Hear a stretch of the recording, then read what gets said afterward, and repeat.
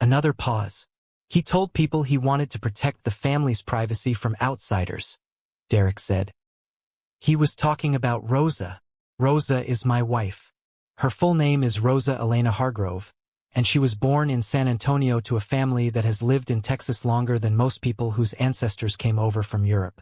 She has been my wife for 6 years. In that time, she has attended every family event she was invited to. She has cooked dishes and brought gifts and smiled through comments that would have made a lesser person walk straight out the front door. She learned the names of every cousin's child. She sent handwritten thank you notes. My father called her the Mexican in the family group chat. Derek confirmed it. That was the word Gerald Hargrove used for the woman his son loved. Not Rosa. Not my daughter-in-law. The Mexican. He did not want her reading the family messages. So he removed me from the family. I hung up with Derek and I sat at my desk and I looked out through the glass wall of the 14th floor at the Dallas skyline, and I felt something happen inside my chest that I can only describe as a temperature change. The grief I expected did not arrive. What arrived instead was something quieter and much more focused. That evening I drove home and walked into the kitchen where Rosa was finishing dinner. She looked up at me. Rosa has always been able to read my face with an accuracy that still surprises me after 6 years. She turned down the stove, dried her hands, and waited. I am not in the group anymore, I told her. She did not gasp. She did not cry. She looked at me for a long moment with those steady dark eyes, and then she asked, very quietly, "How long?" 2 months, I said. She nodded once, the way a person nods when something they suspected has been confirmed. Then she put her arms around me and held on, and I stood in our kitchen with my chin resting on the top of her head, and I thought about a leather binder I kept in my home office. I thought about 61 months of bank statements. I thought about my grandfather's voice saying, "A real man protects what matters, son. But first, he knows exactly what matters."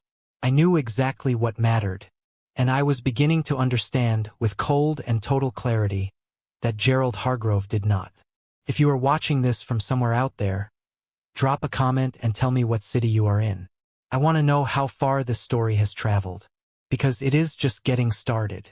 Here is something I have never told anyone outside of Rosa and my accountant. For 5 years, from the first of every month without a single exception, I sent my father $1,800. Not as a gift, not as a loan, as a lifeline dressed up as a family obligation, because that is how Gerald Hargrove preferred to receive his charity. Quietly, reliably, and without any acknowledgement that it was charity at all.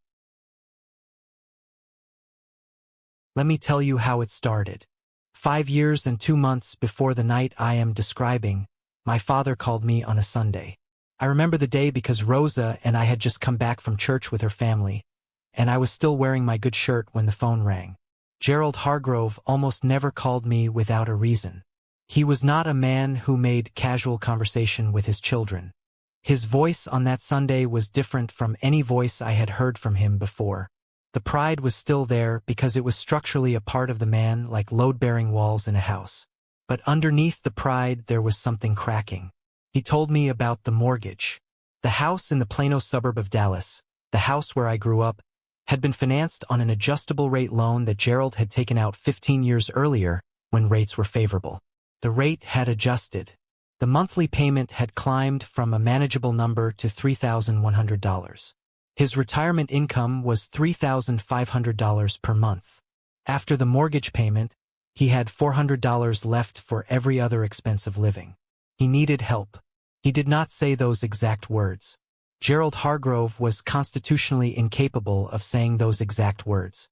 What he said was that it would be helpful if I could contribute something temporary, just until he could refinance, just to bridge the gap. He said temporary 4 times in that conversation. I counted. I wired him $1,800 the following morning, and then I did it again the following month, and the month after that. And at some point, the word temporary quietly disappeared from our conversations, and then our conversations themselves became shorter, less frequent, more transactional, until eventually there were almost no conversations at all. Just the wire transfer, appearing in his account on the first of every month like a tide that he had come to expect without ever thinking about the moon. Rosa and I were sitting at the kitchen table when I finally showed her the full picture. The overhead light cast everything in that warm yellow that makes a room look like a photograph of itself. My coffee had gone cold without my noticing.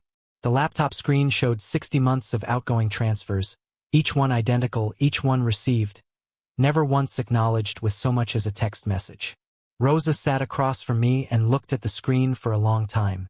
$1,800 times 60 months, she said. $108,000, I said. As of tonight. She was quiet again.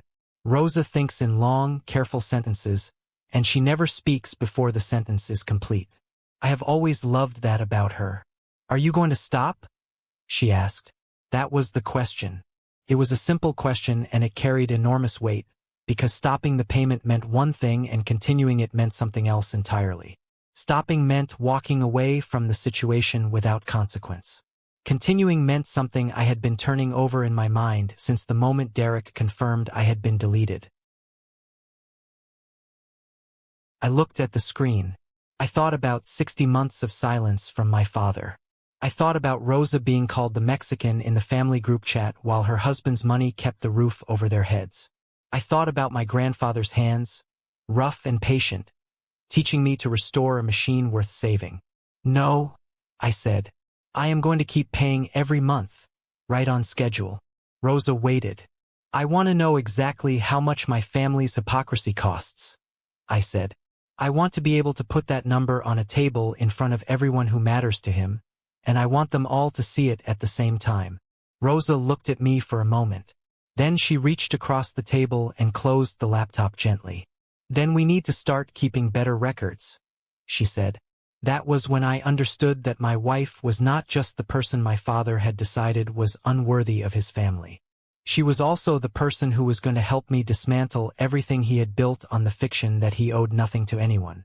I opened my home office door, sat down at my desk, and pulled up a spreadsheet I had never shared with anyone. I added a new column. At the top of the column I typed 2 words. Operation Consequences. I saved the file. Then I went to bed and slept better than I had in months, because there is a particular peace that comes from knowing exactly what you are going to do and having the patience to wait until the moment is exactly right. 3 weeks after I discovered I had been removed from the group chat, Derek sent me a photograph. It arrived on a Thursday night while Rosa and I were watching television. My phone lit up on the arm of the couch. I picked it up, saw Derek's name, and opened the message. The photo showed my brother Travis standing in the driveway of my parents' house, grinning at the camera with the particular satisfaction of a man who has just received something he did not earn. Behind him sat a Ford F-150, brand new, midnight blue, still wearing the temporary dealer plates. Below the photo, Derek had copied a caption from the family group chat. It was posted by my father. The caption read, "Glad the old junk in the garage could finally fund something useful for our boy Travis." I read that sentence 3 times. Then I set the phone face down on the couch cushion and sat very still, and Rosa muted the television and looked at me, and I picked the phone back up and read it a 4th time to make sure I had not misunderstood a single word. Old junk. The old junk in the garage was a 1968 Ford Mustang Fastback in Highland Green. It had been my grandfather's car, sitting in a barn on a property outside Waco for 30 years before we found it. My grandfather, Harold Hargrove, and I spent 4 years restoring it together, starting when I was in my early 30s and he was in his early 80s. We worked on it every other weekend, the 2 of us in the garage, him in a lawn chair directing and me underneath the car learning what he taught me about patience and precision and the kind of work that is worth doing slowly. Harold Hargrove died 2 years after we finished the restoration. He left me the car in his will, written in his own handwriting in a document that was as plain and as unambiguous as the man himself. The car belonged to Cole. That was what the document said. When Rosa and I moved to our current house, the garage was not yet ready. It was a temporary arrangement, one I had discussed with Gerald. The Mustang would stay in his garage for 3 months, maybe 4, until our space was finished. Gerald had agreed. He had shaken my hand. That had been 14 months ago. The Mustang was worth between $35,000 and $45,000 to the right buyer, because a properly restored 1968 Mustang Fastback is not a common object. Gerald had sold it for $12,000, according to what Derek was able to find out over the following days. He had sold it to a dealer in Fort Worth who specialized in project cars, who would turn around and sell it for 3 times what he paid. Gerald had taken my grandfather's car, the physical embodiment of 4 years of work and the last thing Harold Hargrove and I built together, and he had sold it for $12,000 to buy his favorite son a truck. And he had posted a photograph of Travis smiling in front of that truck in the family group chat with the caption, "Old Junk," and not one person in that group chat had said a word to me about it. I went to my home office. Rosa stood in the doorway. I did not turn on the overhead light. The only illumination in the room was the blue glow of the monitor when it woke from sleep. I opened the spreadsheet. I added a new entry at the bottom of the evidence column. I typed the date, the description of the vehicle, the registration number I had on file, the estimated market value, the sale price Derek had confirmed, and Gerald Hargrove's name as the party who had conducted the sale without authorization. Then I sat back in my chair and looked at what I had built over the past 3 weeks. The columns were clean and precise, the kind of documentation that a prosecutor would call thorough. I was not a prosecutor, but I had spent 20 years building evidence trails for a living, and I knew exactly what an airtight case looked like. I thought about my grandfather's hands on that engine block. I thought about his voice saying, "First, know what matters." I thought about $108,000 sent in silence to a man who called my wife the Mexican and sold my grandfather's car for $12,000 and called it old junk. The grief that had been trying to surface for 3 weeks finally arrived, and I let it come, and I sat with it in the blue dark of my office for about 10 minutes. Then I let it go. I saved the file. I renamed it. The new name was Gerald Hargrove Complete Record. Not Operation Consequences anymore. That name had implied uncertainty. This name implied something finished. Rosa appeared in the doorway and leaned against the frame without speaking. After a moment she said, "Whatever you are planning, Cole, I am with you." I turned my chair to look at her. "I know," I said. "Are you ready?" she asked. I thought about December 23rd. I thought about the family Christmas gathering that Gerald held every year, the one where he stood in the center of the living room and gave a toast about family loyalty and taking care of your own. I thought about 28 relatives sitting in that room, the people whose opinions Gerald Hargrove valued above everything else in his life. "Not yet," I said. "But I will be." October became November, became the first week of December, and during those weeks I became a different version of myself. Not angrier. If anything, calmer.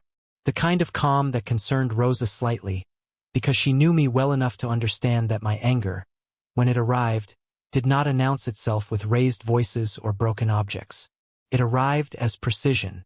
It arrived as a systematic removal of every variable I could not control. Every morning before work, I checked my secure file.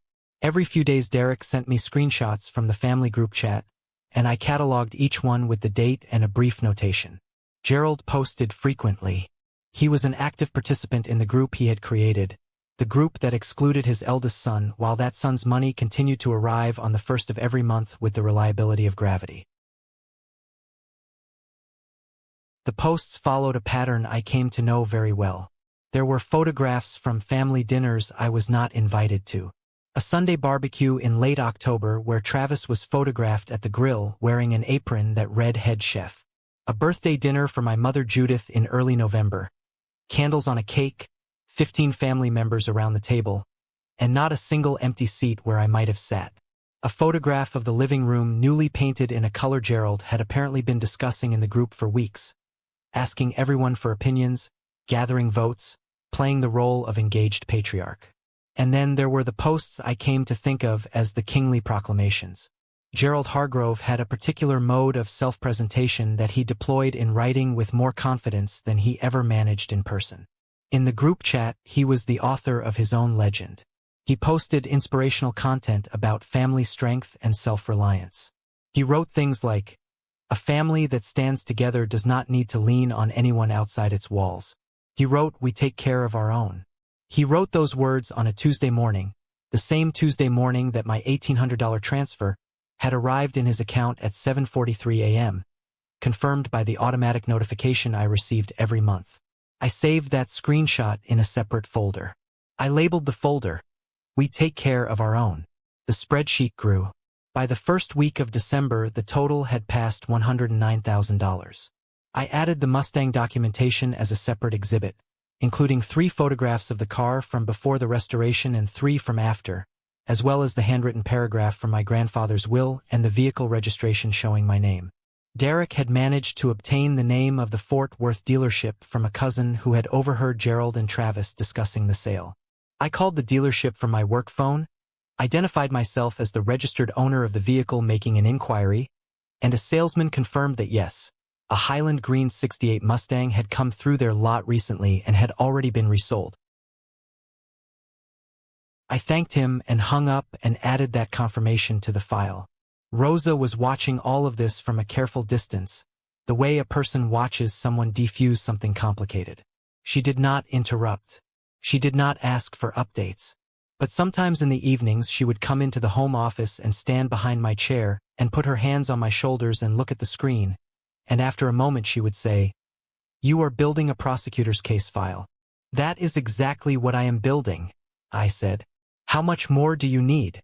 I thought about the Christmas gathering. I thought about 28 people in that living room, including Uncle Frank, my father's older brother, the one man in the Hargrove family whose judgment Gerald had spent his entire life trying to earn.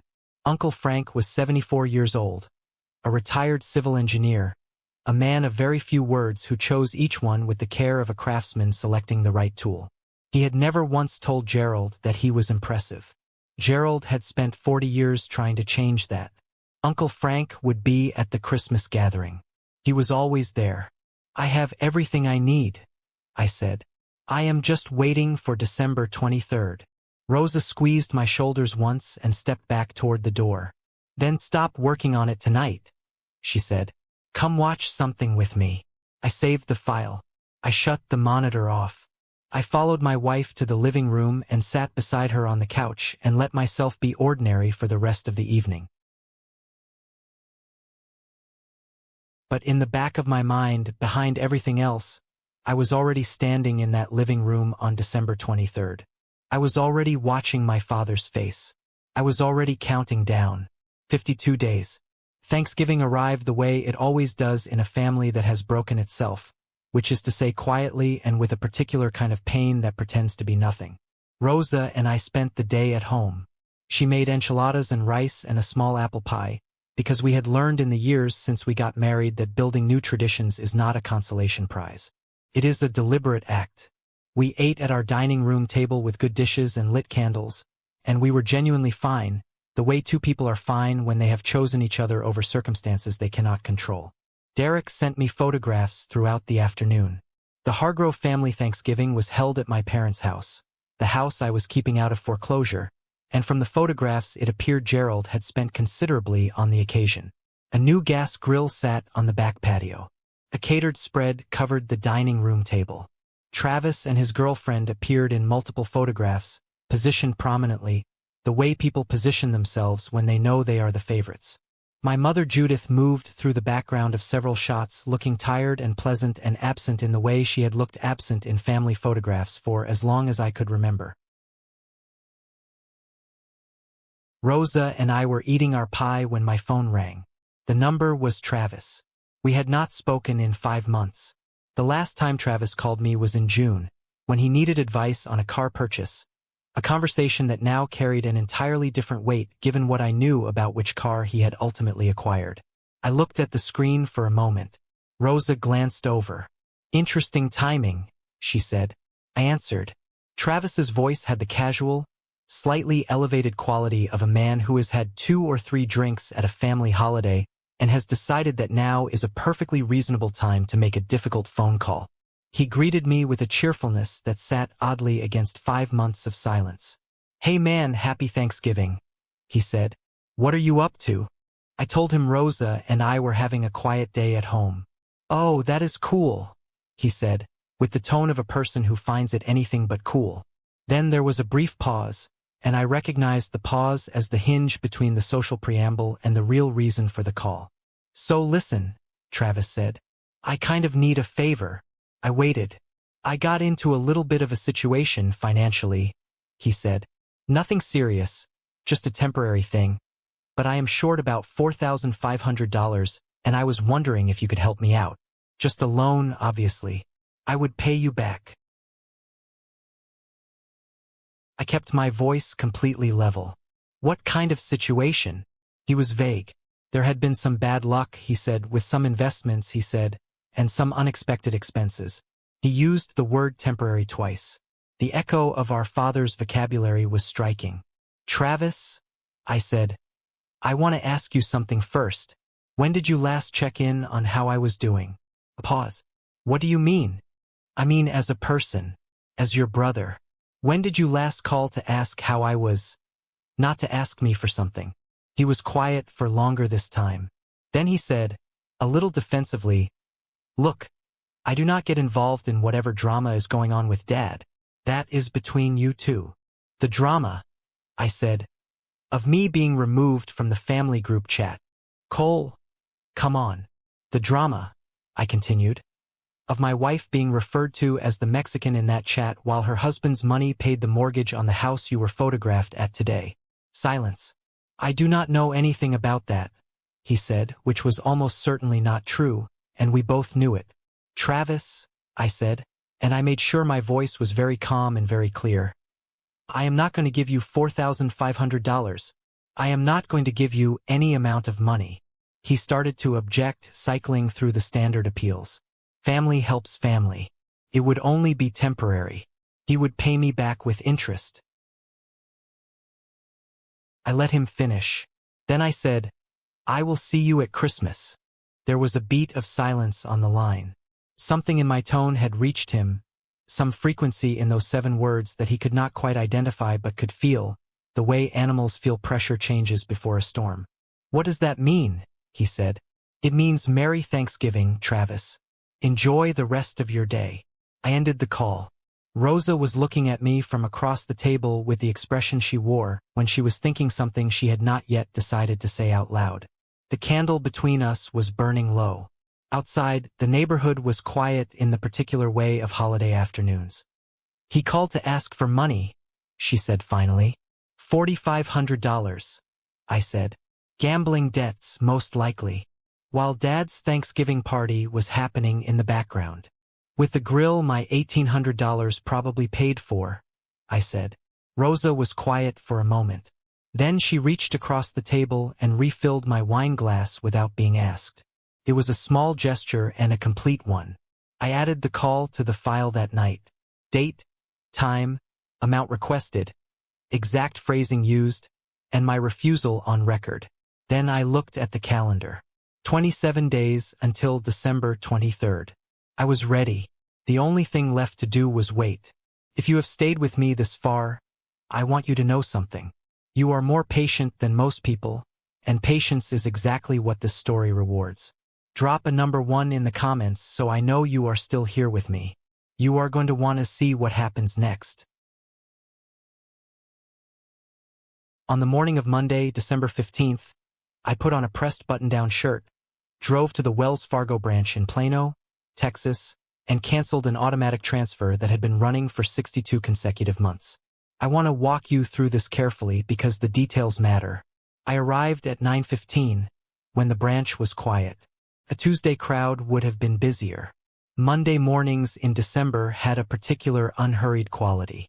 The lobby smelled of fresh coffee from the machine near the door and the faint chemical warmth of forced air heating. The carpet was blue and deep and absorbed sound efficiently. I noted these things the way I note details in a security assessment, cataloging the environment out of professional habit. A customer service representative named Sandra showed me to her desk. She was somewhere in her 40s, efficient, pleasant in the way that comes from genuine temperament rather than training. I told her I needed to cancel a recurring outgoing transfer. She pulled up my account and located the transfer immediately. $1,800, scheduled for the first business day of every month. Recipient account ending in the 4 digits I had memorized long ago. 62 payments processed. She asked me to confirm the account details, and I did.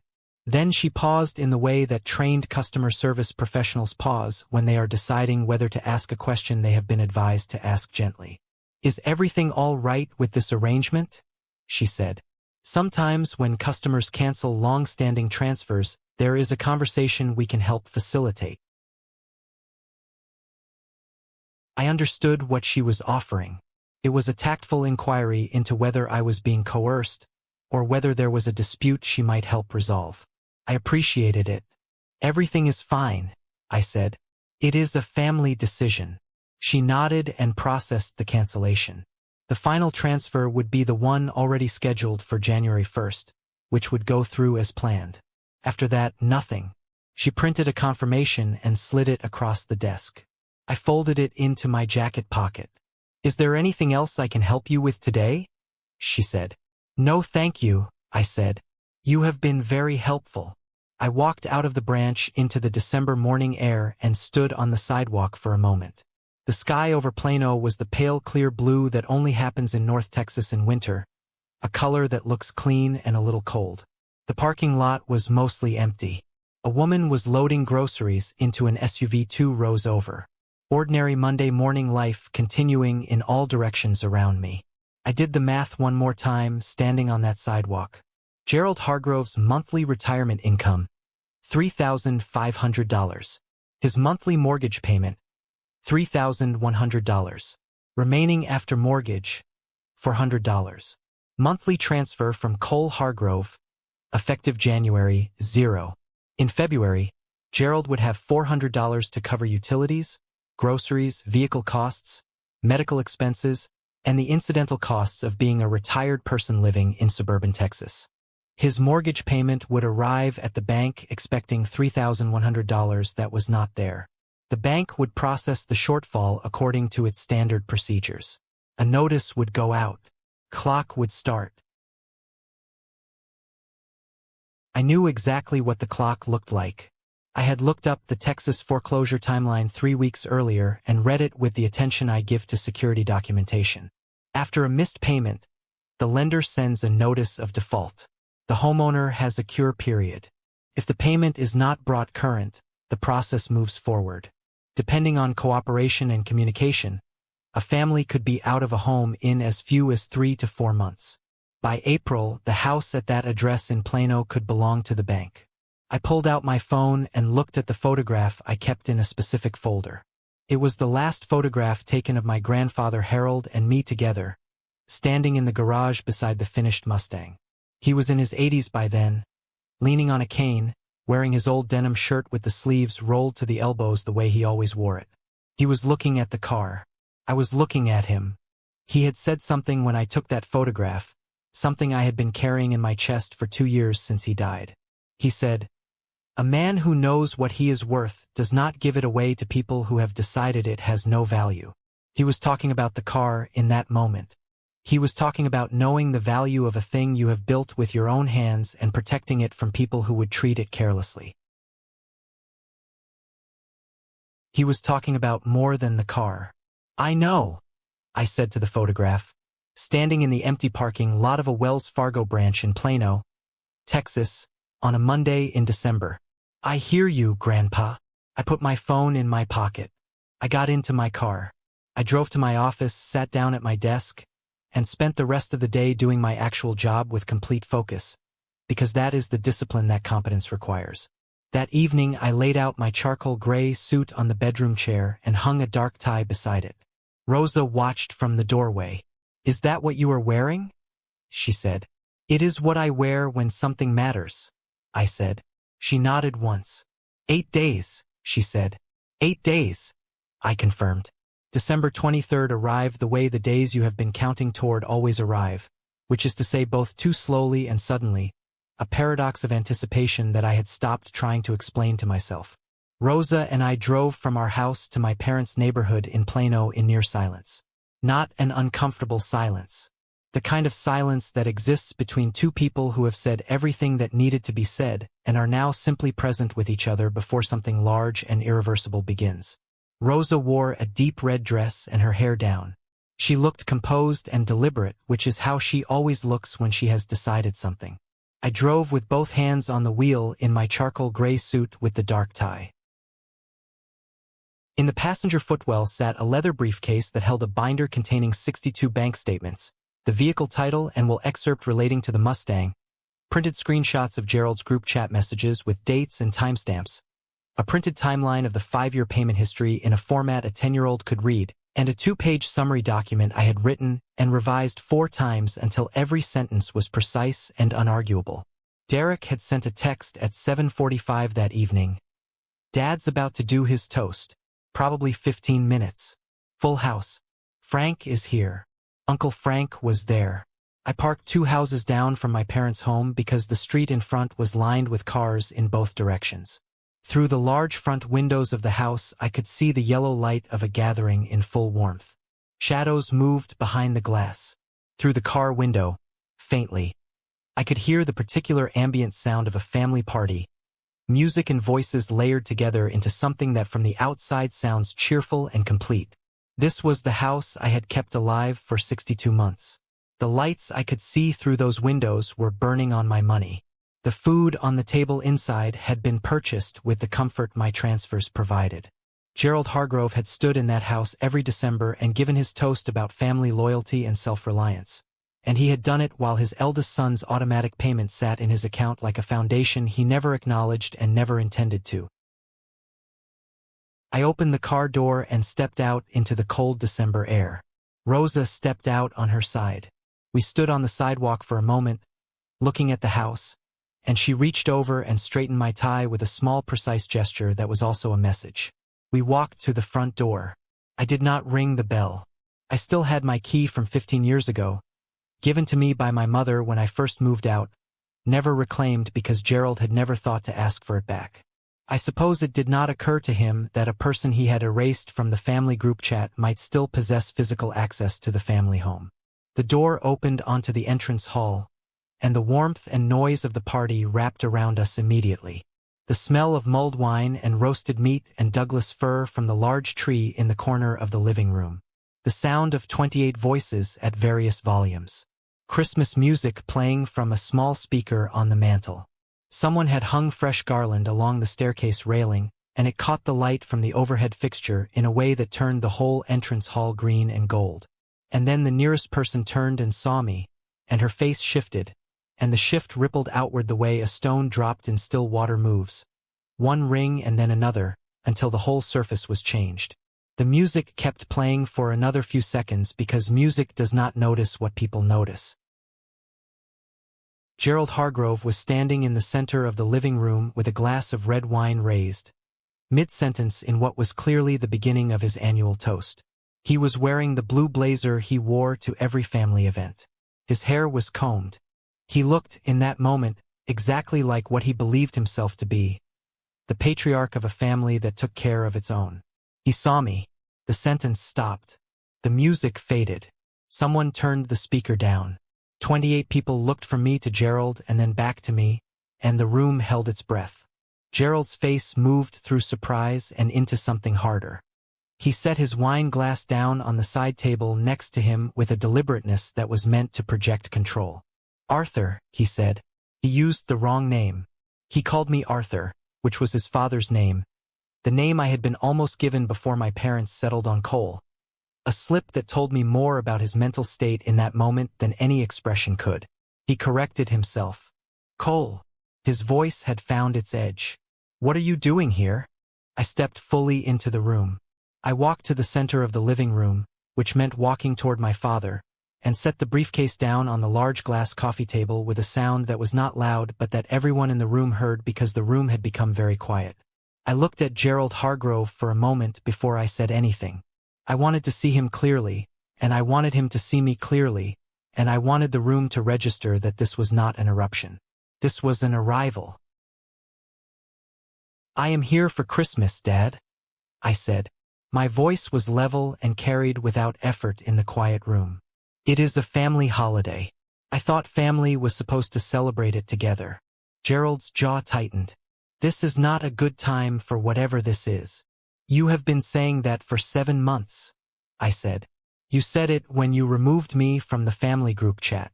You said it by not inviting me to the 4th of July, to Mom's birthday, to Travis's birthday, to the baptism.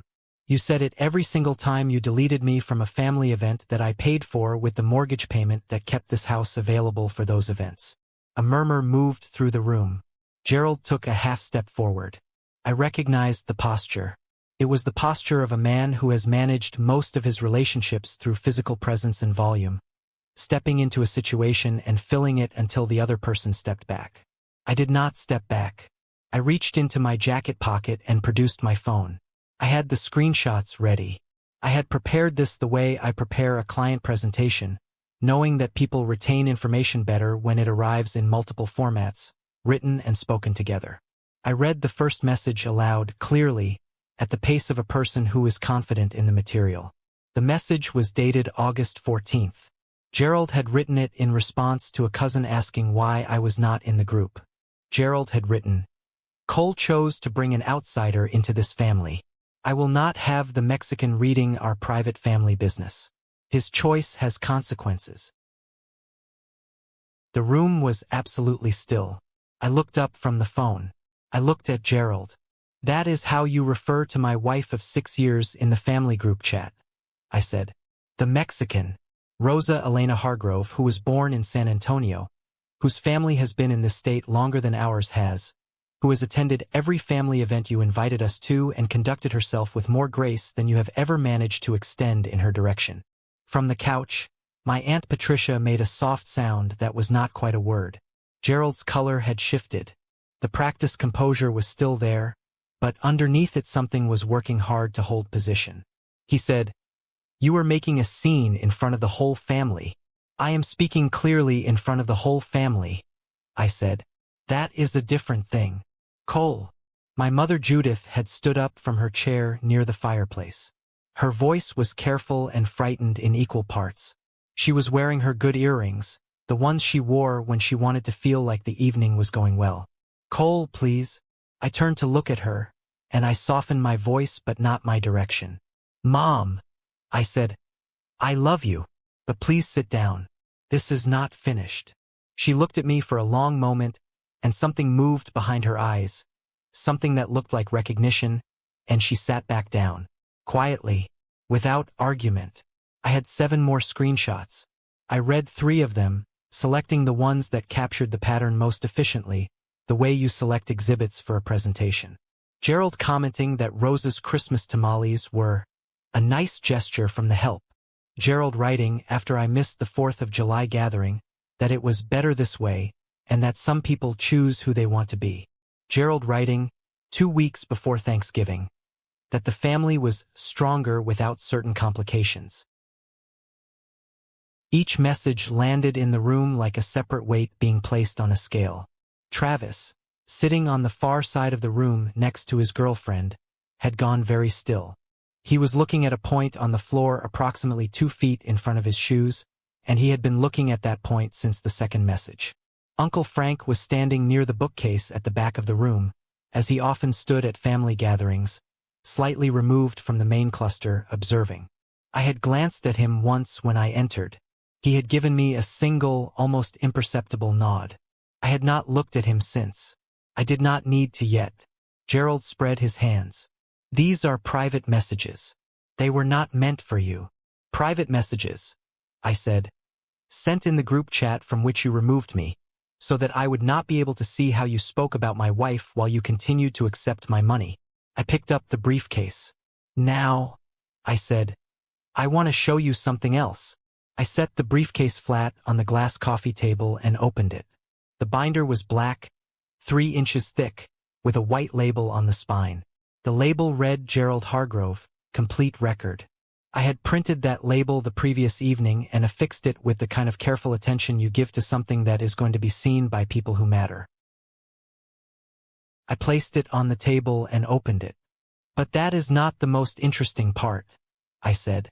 The first section was 62 pages, each one a bank statement showing the outgoing transfer. I had highlighted the relevant line on each page in yellow, so that the amount was immediately visible. I lifted the stack and spread approximately 15 pages across the glass surface of the table, face up, each one overlapping the last like a sequence of cards. The yellow highlights caught the light. I let the room look. For 62 consecutive months, I said, I have transferred $1,800 per month to an account belonging to Gerald and Judith Hargrove of this address. The total, as of the January 1st payment which has already been processed and will be the last, is $111,600. The number sat in the room. Rosa was standing just behind my left shoulder. I could feel her stillness. Aunt Patricia said, very quietly, "Oh my lord." Gerald took a step forward. "That was between us, Cole. That was a private family arrangement." "You keep using the word family," I said. "I want to come back to that word in a moment." I turned to the second section of the binder. This section was tabbed, and the tab was labeled Mustang 1968 in the same precise font as everything else.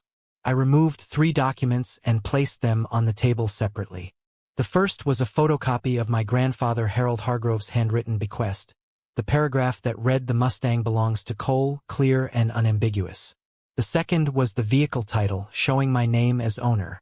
The third was a printed confirmation from the Fort Worth dealership, which I had obtained by phone, confirming that a 1968 Mustang Fastback in Highland Green had been received and resold. "You sold my car," I said. I was looking directly at Gerald. "Not your car. My car. The car your father left to me in his will, which was stored in your garage temporarily with your agreement, and which you sold to a Fort Worth dealer for $12,000 without my knowledge or consent. You used the proceeds to purchase a vehicle for Travis." I looked at Travis. Travis looked at the floor. "The market value of that car," I said, "was between $35,000 and $45,000. You sold it for $12,000. You called it old junk in the family group chat." Something was happening in the room that had nothing to do with me or Gerald, a secondary reaction rippling through the older generation of the family, the uncles and cousins who had known Harold Hargrove, who had attended his funeral, who understood what it meant to sell a dead man's gift to his grandson for $12,000 and call it old junk. I could see it in their faces, and I did not need to comment on it. I went back to Gerald. "Now I want to talk about the word family," I said.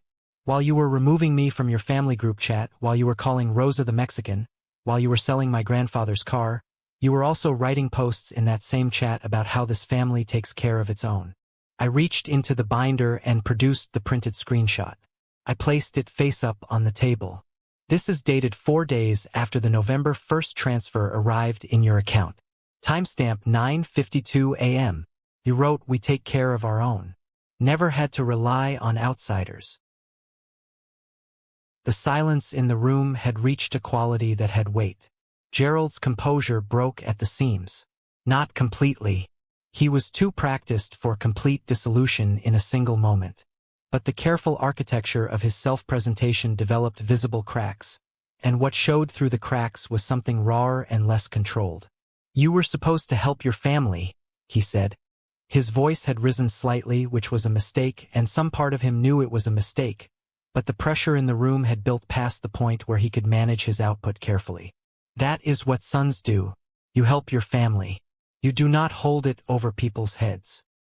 He had just confirmed, in front of 28 witnesses, that he considered my transfers to be an obligation I owed him. Not a gift, not a loan, an obligation. Something a son was supposed to provide, automatically, without acknowledgement, while being referred to as someone whose wife was an outsider not fit to read family messages.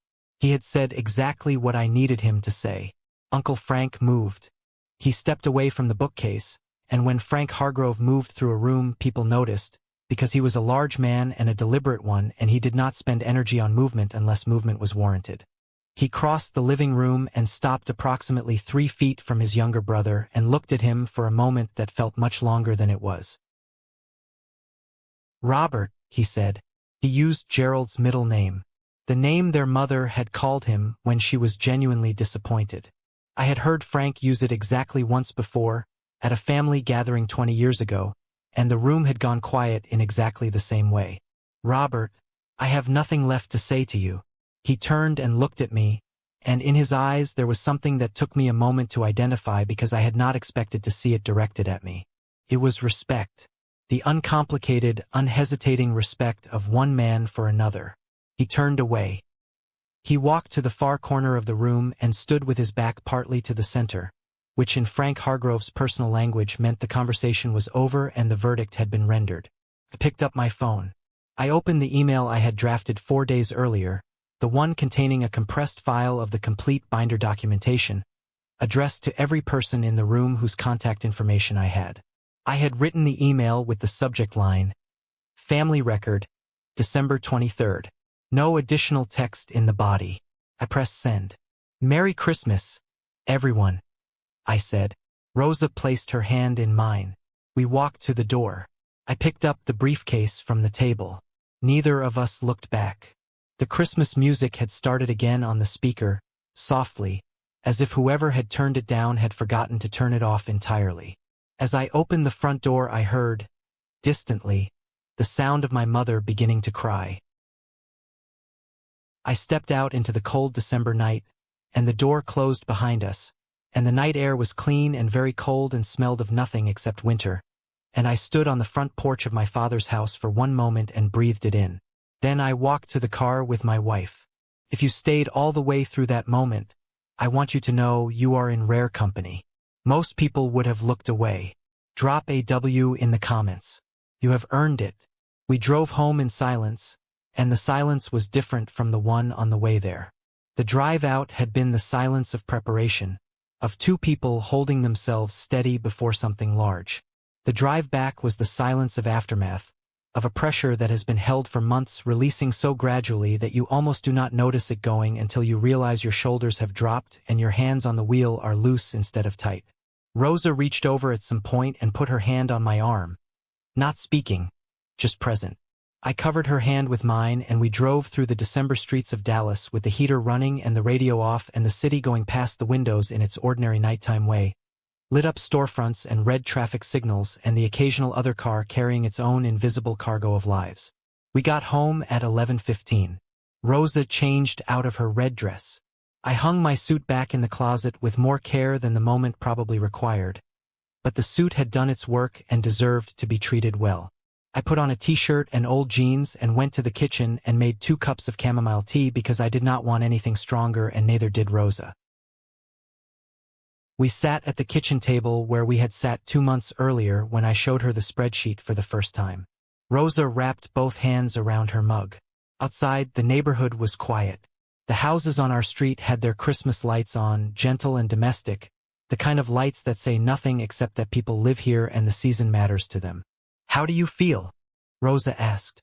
It was a question that deserved a real answer, so I thought about it before I spoke. I felt tired. Not the bad tired of depletion, but the good tired of completion, the tired that comes after a long project properly finished. I felt something I could only describe as a settling, like a foundation that has been under pressure shifting into a configuration that was more honest and therefore more stable. I felt the absence of something I had been carrying so long I had forgotten it had weight. I did not feel triumphant. I had expected, somewhere in the back of my planning mind, that there would be triumph. There was not. There was something quieter and more permanent than triumph. I feel like something is over, I said, and something else is beginning. Rosa nodded. She understood exactly what I meant, because she had been in this with me from the moment I showed her the spreadsheet and she had said we need to start keeping better records. She had not been a spectator. She had been a partner in the real sense of the word, the sense that means you carry equal parts of the weight and you trust the other person to carry theirs. I keep thinking about what your grandfather said, Rosa said, about knowing what matters. I know. I think he would have been there with you tonight, she said. In some way. I thought about Harold Hargrove in his denim shirt with the sleeves rolled up, looking at the finished car with the satisfaction of a man who had spent his energy on something worth the effort. I thought about what it meant to restore a thing carefully over years, to understand its value so completely that you would never let it be called old junk by someone who did not understand what they were looking at. He had not just been teaching me about the car. He had been teaching me about myself. He was, I said. We finished our tea. Rosa rinsed the mugs and left them to dry in the rack by the sink. I turned off the kitchen light. We went to bed. I lay in the dark for a while, Not sleeping, not troubled, just present. The house was warm. Rosa's breathing beside me was steady. Outside, the December cold settled over the street and the lights of the neighborhood glowed through the curtains in a soft and diffuse way that had nothing to do with Gerald Hargrove or the house in Plano or the 62 months of transfers or any of it. I closed my eyes. I slept. January came. The first business day of January, my final transfer of $1,800 processed automatically. As scheduled, the last installment of a payment series that had run without interruption for 63 months. Gerald received it the way he had received the 62 before it, without comment, without acknowledgement, without awareness that it was the last. I know he did not realize it was the last because Derek told me that in the first 2 weeks of January, Gerald's behavior in the family group chat showed no change. He posted a photograph of the New Year's Eve gathering. He posted an inspirational message about fresh starts. He wished various cousins happy birthday. He was, as far as the group chat was concerned, the same man he had always been, presiding over the family narrative with the confidence of someone who does not know the floor is giving way beneath him. I did not contact him. I had nothing left to say, and I had said everything I needed to say in front of the people who mattered. I blocked his number, his email, and Travis's number on the same day in early January, after Gerald left a voicemail that began with threats and ended with something that was attempting to be an apology and achieved neither goal convincingly. I did not listen to the voicemail in full. I heard enough of the beginning to understand its structure and deleted it. I heard the rest of the story through Derek, who remained in the family group chat as what I thought of as the institutional memory of events I was no longer present to witness. February arrived. On February 3rd, Gerald Hargrove submitted his mortgage payment to the lender as he did every month, using the account that received his retirement deposit. The account had $3,500 in it. The payment required $3,100. After the payment, there was $400. There was no incoming transfer from Cole Hargrove to cover the gap, because that transfer had been canceled 49 days earlier by a man in a pressed button-down shirt at a Wells Fargo branch in Plano. The payment processed, but without the $1,800 that had been quietly covering the true cost of Gerald's lifestyle for 5 years, there was nothing left. The utilities, the groceries, the vehicle insurance, the incidental expenses of a retired couple living in a 4-bedroom house in a suburban Dallas neighborhood. Gerald called Derek in mid-February, and Derek, to his credit, told Gerald exactly what Derek knew, which was that Cole had mentioned canceling the transfer and that Gerald might want to speak with a financial advisor immediately. Gerald called me 17 times over the following 2 weeks. I did not answer. I received the calls as notification badges on a blocked contact, visible but silent. In March, a formal notice of default was filed by the mortgage servicer, a fact Derek confirmed through a cousin whose husband worked in property records. The cure period began. Gerald apparently contacted multiple family members asking for assistance, and the family members apparently remembered what they had witnessed in that living room on December 23rd and found themselves unable or unwilling to fill the gap. Uncle Frank declined. Derek declined. The others, following an instinct that required no coordination, declined. In April, my parents' house was listed for sale by the lender. I learned this from Derek in a text that read simply, "House went to the bank. They are moving out by the 15th. I sent back one word, "Okay." And that was the end of that conversation. Gerald and Judith Hargrove moved into a small 2-bedroom apartment in Garland, a suburb east of Dallas considerably less comfortable than the house in Plano. They sold most of the furniture to cover the moving costs. The Christmas decorations, including the Douglas fir they had always bought from the same lot on the corner of their street, were not mentioned again in the group chat. What was mentioned in a message Derek forwarded to me in early May was that my mother Judith had filed for divorce. I sat with that information for a while. Judith Hargrove was not a simple character in this story. She had known about the group chat messages. She had known about the Mustang. She had attended every gathering from which I was excluded without saying a word to me about it. Those were facts, and I did not rewrite them. But she was also a woman who had spent 40 years inside a marriage to Gerald Hargrove, and whatever had kept her there was between her and her own conscience. I hoped she found something better on the other side of it. Gerald, by Derek's account, was not well. The stress of the financial collapse and the divorce combined with his age produced a cardiac event in June. A minor heart attack that kept him in the hospital for 4 days. Derek told me by text. I read the text and set my phone down and went back to the report I was writing for a client, because there was nothing for me to do with that information and no response it required from me. A week later, Uncle Frank sent me an email. Contained 4 sentences. Your grandfather would have been proud of you, Cole. You handled yourself with more dignity than that situation deserved. I want you to know that I see that. Take care of yourself and Rosa. I read it twice. Then I saved it to a folder I labeled the right way. 3 years have passed since that December. Rosa and I bought a house the following spring. Not in Plano, not in any of the neighborhoods my father had always considered the right kind of address. We bought in a quiet part of East Dallas with old trees on the street and a backyard deep enough to matter. We paid for it with money we had saved over the years we had not spent on things that were not our responsibility, and with money that had been accumulating with more purpose once the $1,800 monthly drain was gone. The garage has a proper workspace now. It took me a year to build it the way I wanted it, one weekend at a time, using a set of tools my grandfather had owned that Derek had saved for me when Gerald's belongings were cleared from the Plano house. I did not ask Gerald's permission to take them. Derek simply did not mention that he had taken them, and Gerald, in the chaos of the move, did not notice. I have been restoring a 1972 Chevelle that I purchased from an estate sale in Wichita Falls. It is not the Mustang, and it will never be the Mustang, and I have made my peace with that, which took approximately 18 months and required me to be honest with myself about what can and cannot be recovered. Some things that are taken cannot be gotten back. What can be done is to build something new with the same quality of attention, the same patience, the same standard of work. My grandfather taught me that, too, even if he did not say it in those exact words. Derek and his family came to our house for Christmas last year. Rosa's family, who have always been the kind of people who open their home to anyone they consider worth knowing, came as well. We had 19 people in a house that held them comfortably, and Rosa made tamales and enchiladas and a chocolate cake, and I made 2 pies from a recipe that had been Harold Hargrove's mother's, found in a handwritten card in the bottom of the toolbox Derek had saved. We ate at a table that was loud and genuine and had no agenda. Rosa found me in the kitchen later that evening, after the dishes were done and the guests had migrated to the living room.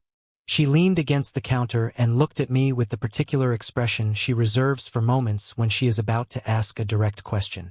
"Do you ever think about Christmas 3 years ago?" she said. "Sometimes," I said. "Do you regret any of it?" It was the same question she had asked me once before, sitting at this kitchen table looking at a spreadsheet, except then she had asked, "Are you going to stop?" which was the earlier version of the same question. Both questions were asking whether I had any second thoughts about the choices I had made, whether some part of me wished I had found a different way, a quieter resolution, a reconciliation that kept the surface of things intact.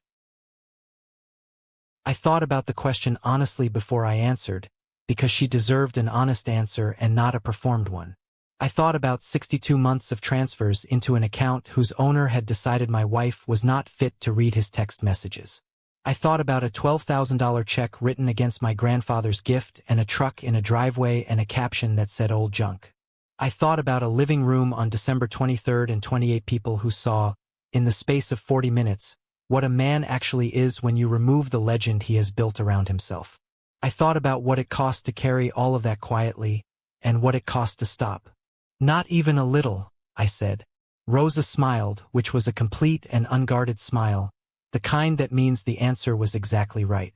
Here is what I want you to take from this story, if you are someone who is still carrying weight for people who have decided your weight does not matter.